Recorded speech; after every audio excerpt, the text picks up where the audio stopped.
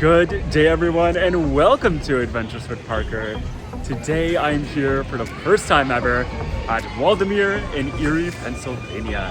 Now this is a park that when I got up this morning I was not planning on visiting. If you've been following along with my Pennsylvania road trip series, I was at the Coral Caverns Cave this morning, and not too long after leaving that I kind of thought to myself, hey, I'm pretty far west in the state of Pennsylvania. So instead of making a beeline to Niagara Falls across the border, what if I just went straight north to Erie? And long story short, here we are. Now I only have 2 hours here, so I don't know how much vlogging I'm actually going to do. My main goal is to do Ravine Flyer II, of course. That's the big thing I've been wanting to do for a while. And then I really want to get on the dark rides. They were highly recommended, so I want to make sure I get in those today.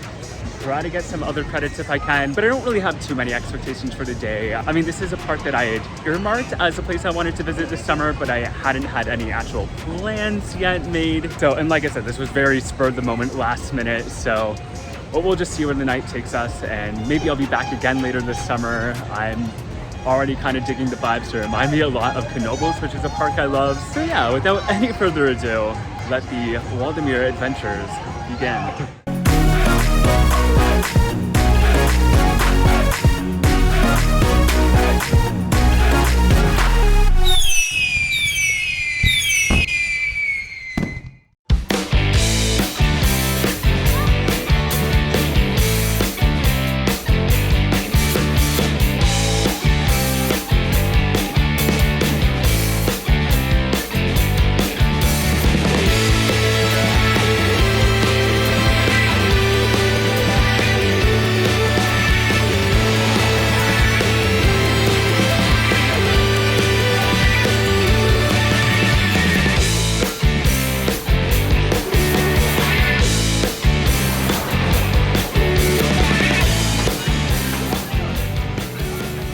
Okay, so I just got off of my first ride on Ravine Flyer II, and I had heard good things about this coaster, but I honestly was not expecting it to be that good. I mean, I was only in the third row. I wasn't even like close to the back, and the ride was just felt so out of control and crazy, and just there's so many awesome things going on for this coaster. First of all, it offers gorgeous views of the lake. It is absolutely beautiful. And if you look across the lake, and if you can see the other side, you can see like some windmills.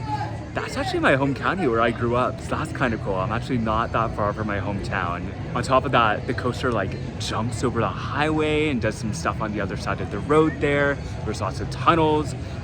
When it comes back to this side and goes into like a big like helix twisty section, there's some turns that are really heavily banked. Like I wouldn't expect that much banking on a traditional wind coaster. Like it was almost like something you'd see on an RMC. So yeah, overall, I'm very impressed with this coaster. I definitely need to ride it again in the back. I'll probably make it like my last coaster of the night or something. But yeah, definitely off to a strong start, and yeah, definitely worth going a little bit out of my way to visit this park for.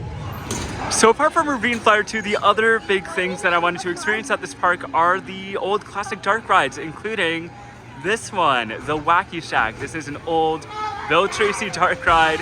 I've heard about this ride, but I've never seen any POVs, so I actually don't know what's inside. Just I know it's a classic, and I'm very excited to experience it. Of course, I'm always a fan for weird and quirky things at theme parks, so I already know I'm gonna love it. Like the outside looks pretty dang cool, so let's hop in line and check it out. Okay, Wacky Shack definitely lived up to its name. That was one of the weirdest attractions I've ever experienced, and it was so cool. It's basically, I don't know, if you combined like the Haunted Mansion with an acid trip, that's what this ride is. There's definitely some spooky imagery as you go along, but there's also some like optical illusions, some really trippy effects in there. But I loved it so much. Like if you are a fan of dark rides and weird and spooky and quirky things, this is definitely the ride for you. So I'm so glad I did that. Might have to go back on again if I have time. But before we do that, there is another dark ride right next door for us to experience, and that is Pirates Cove. Oh, this is a trippy hallway. This is so cool. Oh, where do I go? This way. Oh my god, sorry! I think he needs to see an orthodontist. Oh gosh, where do I go? Whoa! That's cool. Oh my gosh. The floors are all angled. I have no idea where I'm going. Oh god, it's pitch black in here. This is kind of scary. Whoa! Where am I going? Oh. Okay. Oh, I see a light! Whoa! Was not expecting to see that. Man, look at him.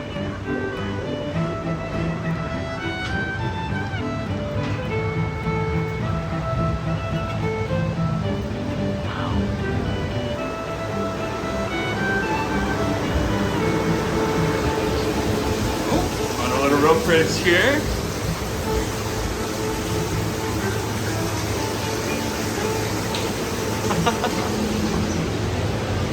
Oh my gosh. Oh gosh. These sloping pathways are gonna get me every time. Where do I go? Oh, is this a... I have no idea what's going on here. So many bars. Wait, where do I go? Ah, I'm stuck. Oh my gosh. That was weird. Fix it.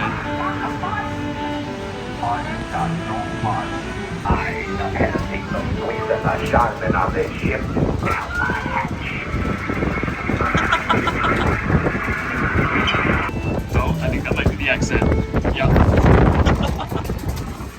Okay, so Pirate Cove was really fun. I thought it was going to be like a regular dark ride, not one of those like walk-through funhouse kind of attractions. That's really cool. You don't see a lot of those at parks, really anywhere. I mean, the only one I've experienced outside of like maybe a local carnival was Noah's Ark in Kennywood. So it was kind of cool to see that here. It gave off very similar vibes. And I mean, it was so fun. Like those slanting floors tripped me up so much, but in the best way. And you can really tell that Bill Tracey's artistic style was shining through on that one. For those of you who don't know, Bill Tracey is considered to be one of the best designers of dark rides in US history, outside of Disney, of course. But yeah, I just love seeing that artistic style come to life in both of those attractions, both Wacky Shack and Pirates Cove. Okay, so next up, we are hopping in line for Spinning Dragons. And this is a spinning coaster, and if I'm not mistaken, it has the exact same layout as the Laff Shack at Hershey Park. So it's kind of cool to see a ride I've been on, but outdoors.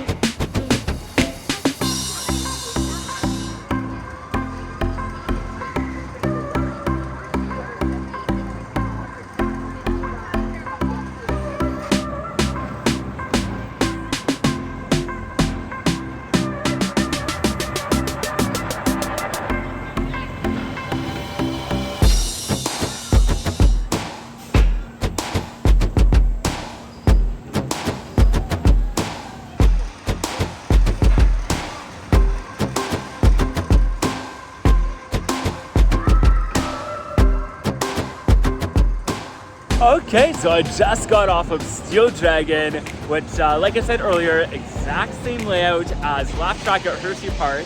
Overall, I think I do prefer Laff Shack just because of the theming and the overall experience, but I think Steel Dragon has the better coaster-based experience. Like if we're just looking at the track alone, coaster to coaster, I think Steel Dragon wins. I don't know, it felt like there was a little more spinning than there was on Laff Shack.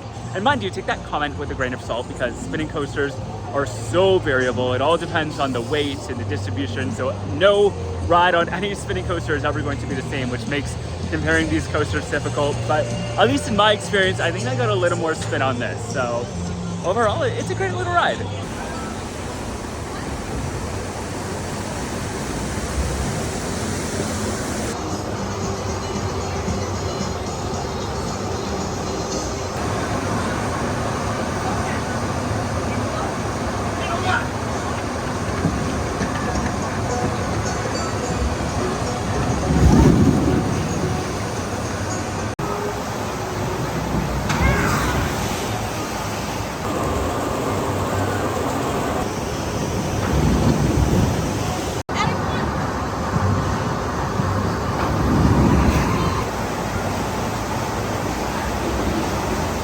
So, of course, I had to ride the log flume, and I'm so glad that I did.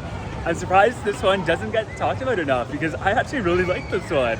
I mean, first of all, it's beautiful. I mean, the sunset definitely helps with the aesthetics, but it is just, it's a very nice area of the park. And when you start off, you go through a tunnel. There's some thunder sound effects, which makes sense because I believe it's called Thunder River. I'm just double checking the sun there. So that kind of was cool. Like, that was a nice touch. It has two hills. The first one is a little thunder, which is topped with the Canadian flag, which of course I appreciated as a little nod to my home country. And then the second bigger hill is the big thunder, topped with an American flag. Okay.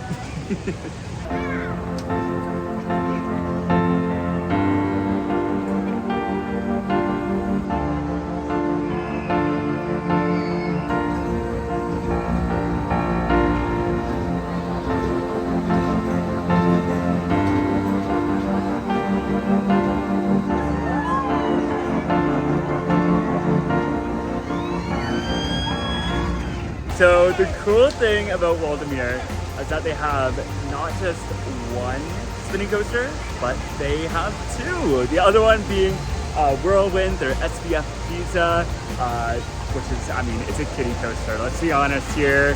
It was my most embarrassing credit of the trip for sure.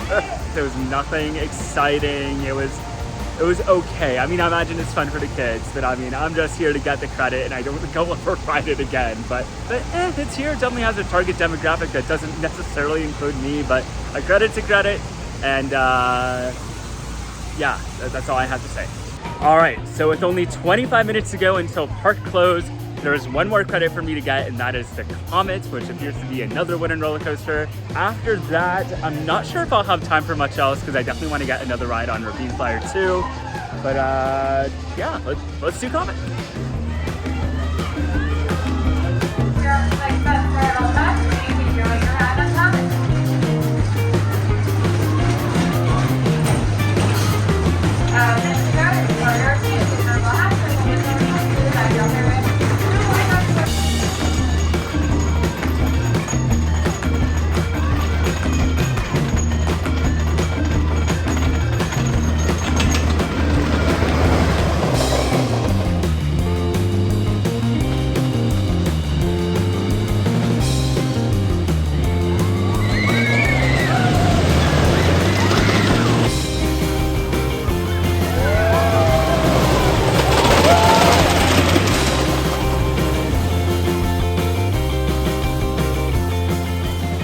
You know how there's those rides that you don't really expect much from and then they just end up being such a pleasant surprise?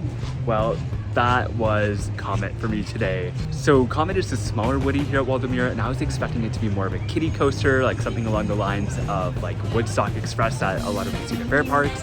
It's really more similar to something like Jackrabbit at Kennywood.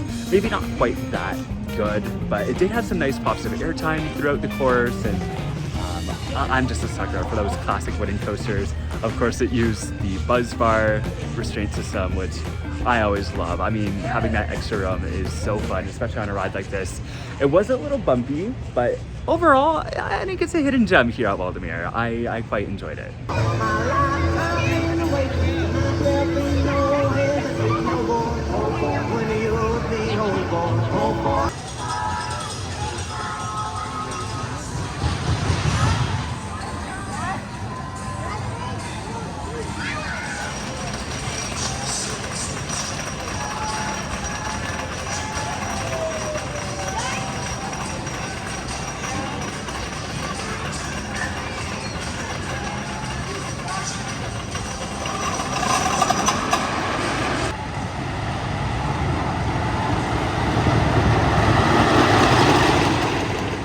Okay, so I finished off my day here at Waldameer with one last ride on Ravine Flyer II. Unfortunately, I was only able to get the one ride. I was hoping to get two more, but that's okay. I rode in the back row, which was absolutely insane. I love this ride so much. It might actually be my new favorite wooden coaster. If not, it's definitely in my top 5. It kind of reminds me of SkyRush in a way, like minus the painful restraint touching on your thigh, of course, but it just has that similar vibe of like It just feels like a car crash, but in the best way. I mean, I know I've said this earlier already, but it just has some insane moments of airtime and like some great laterals with the way it turns. So yeah, it's very reminiscent of SkyRush in that regard. So much fun. So glad that I was able to come here and ride it. And doing it again was a perfect way to cap off my visit.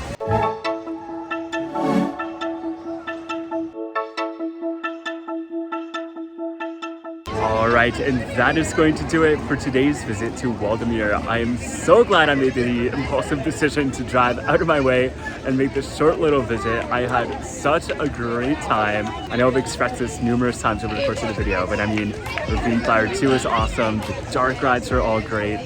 There's a lot of flats I didn't get to do, so I definitely gotta come back here again. On top of that, I mean, I didn't even show off the water park. The water park looks pretty good, so I think in the future, knowing that I can do most of the park within the span of a few hours, I think this would be a cool park to, you know, tack on to the beginning of one of my Cedar Point visits. Like, you know, I can come here for 3 or 4 hours, drive over to Cedar Point, which isn't too far away, and then spend the rest of my day there. So look forward to more Waldameer adventures in the future for sure. And that, my friends, brings us to the end of my 2023 Pennsylvania road trip. I had such a great time on this trip, not only at Waldameer, but at all of the different places I visited. I just love Pennsylvania so much. That state has so much to offer, both in and outside of the theme parks. So yeah, it was a successful trip overall. Anyways, if you enjoyed this video and want to see more of my theme park, travel, and outdoor adventures, you might want to consider becoming a subscriber. You can also find me on social media. I'm at ADBParker on Instagram, Threads, and X, and at Adventures with Parker on Facebook and TikTok. As always, big shout out to my patrons for all of the extra support you guys give me. I really do appreciate you guys so much. And if you want to learn how you can support the channel for as little as a $2 a month in exchange for some sweet perks and bonus content, you can head on over to patreon.com/ADBParker to learn more. Once again, thank you so much for watching, and until next time, the adventures are calling.